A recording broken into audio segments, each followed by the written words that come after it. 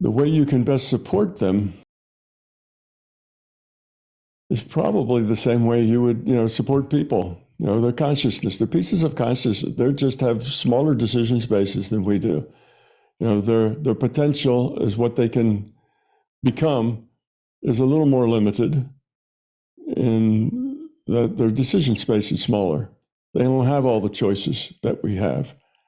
They have stronger instincts that drive their behavior more than our behavior is driven by instincts. We have strong instincts too, but we intellectually tend to control those instincts and lead with our intellect. So what we can do to help them is to treat them with respect. Same thing we would do to help our children. Treat them with respect. Take care of them in as much as they cannot take care of themselves, such as don't let them run out in traffic. If you're going to be someplace where there's traffic, then put a leash on them so they're not going to get run over. So we have to take care of them like we have to take care of children. But as they have ability to take care of themselves, we have to let them do that. And we have to give them the respect of an individual piece of consciousness and let them make choices. Let them be who they are. It's a mistake to have a pet and basically have a slave pet where it's only allowed to do exactly what you want it to do. You impose your free will on its free will. You dominate it completely. It's only there because you let it be there. It's only can behave in ways that you approve. It can only act in ways that you want it to act. When you want it to be silent, it must be silent. When you want it to, fetch sticks, it must fetch sticks. When you want it to go lie down in a specific space, it must do that.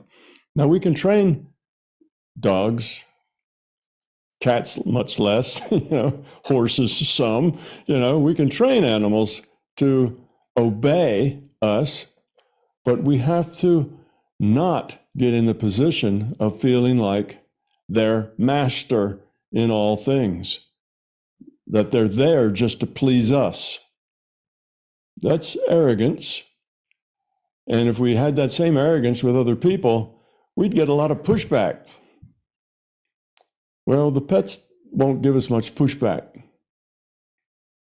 Okay, but I always look at my pets as little independent pieces of consciousness that are full of life and love and anxiety, and they have their own fears. They have, just like any other consciousness, they have all this room for choices.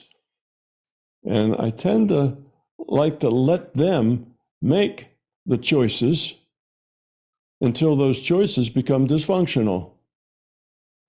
Mostly dysfunctional for them, or dysfunctional, for me or for the family in some ways as well, but not to the point that I am their master always.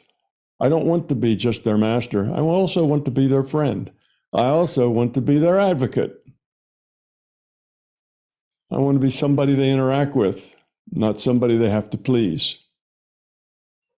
Well, sometimes they have to please. Sometimes children have to please their parents, sometimes, but not all the time. So treat your animals with respect. Let them make their choices and grow from those choices. Let them suffer the consequences of their bad choices. That's how they learn.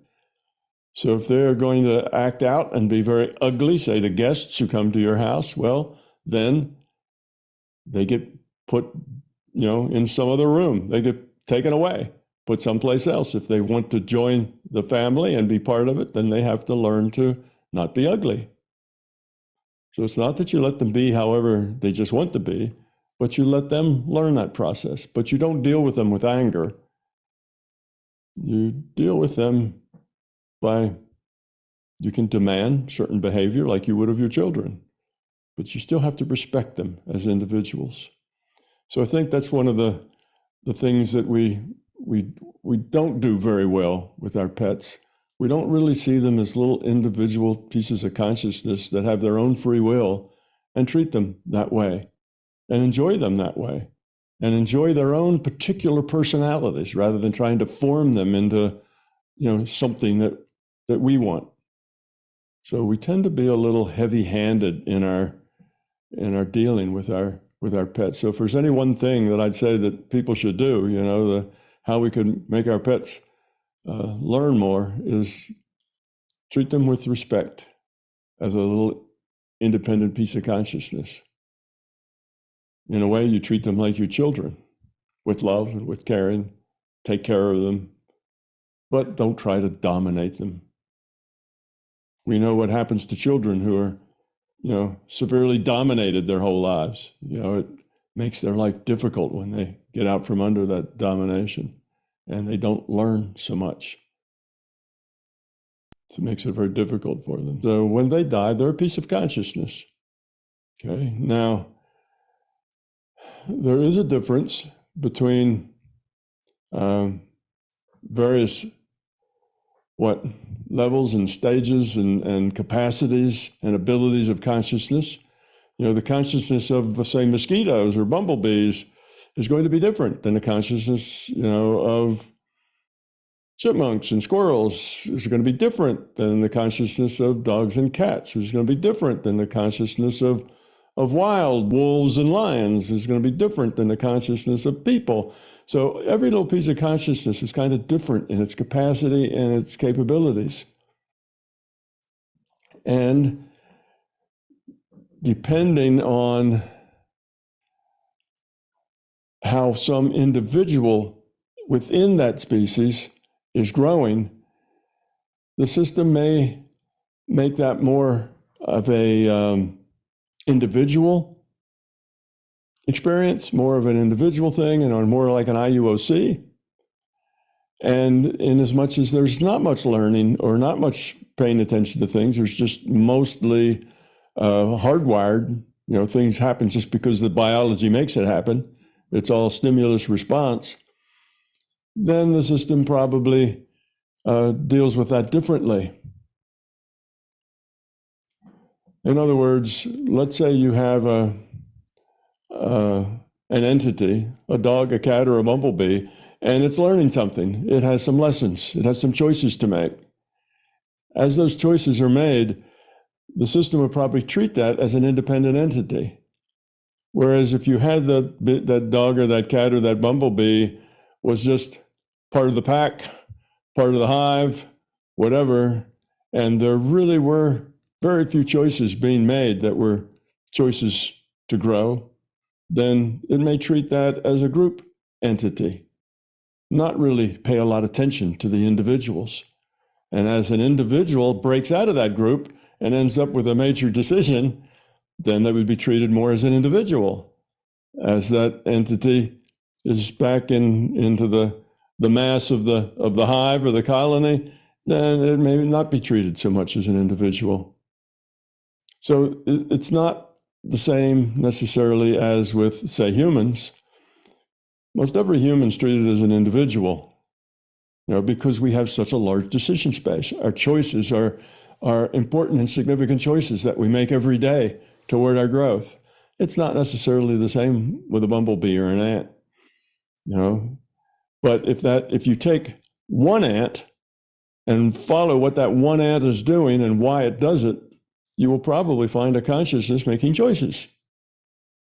You see? But if you have a whole nest, hive, or whatever ants have, colony, you have a whole colony of ants, then perhaps they just interact the way they interact until specific choices come to them, or between one distinguishes itself in trying to go beyond just that, or making independent choices. So the system kind of animates things as they need animating, as they can function. With humans, we followed a little different, as conscious IUOCs that inhabit humans, we followed a little different path in that we were those IUOCs that were chipped off the block of consciousness early on because consciousness had to find a better way to evolve. It had to create subsets of itself with free will so that the potentiality of the whole of the system would be greater. So we spent all of this time in that big chat room interacting with each other before we ever got to avatars. Now, when that virtual reality was created, it was a long time before the hominids or the humans or even the chimpanzees or higher forms evolved. So how did the system deal with all the insects and with all the other things that were there long before there were any chimpanzees or humans or such things, dogs or cats? Well, it could have in the beginning played all the parts by itself. They could have all been NPCs. But then as they had individual capacities to learn and grow, then they would be given that individual capacity. Sometimes maybe treated as a group, sometimes treated as individuals. So yes, animals are conscious. They're aware. And depending on how big their decision space is, they're given, individuality and growing their own particular individual consciousness. So it kind of depends on the decision space they have. And within that decision space, how much individuality do they show? So the system's a very flexible thing. It's not just a fixed, this is the way it works. Everything works exactly the same. Consciousness system puts its effort where it's needed, at whatever level needs it, when it's needed. So yes, animals are conscious. Yes, animals die. Yes, that non-physical part of them survives. And yes, more animals then are created, and those individuated parts go back and log on to other physical animals, logs on to that cat or that dog or that horse. So it works similarly to humans, but in a different level and different level of differentiation. I and MBT Events hope you liked this video. We will continue to post videos for free on my YouTube channel, but please understand, these videos are expensive to produce. They represent many thousands of hours of production and editing, as well as all the necessary audiovisual equipment, computers, and software. If you find something of significant value in our videos, please consider supporting their production through our Patreon account or through a one-time donation. It would be very much appreciated. The links are in the description below. Thank you.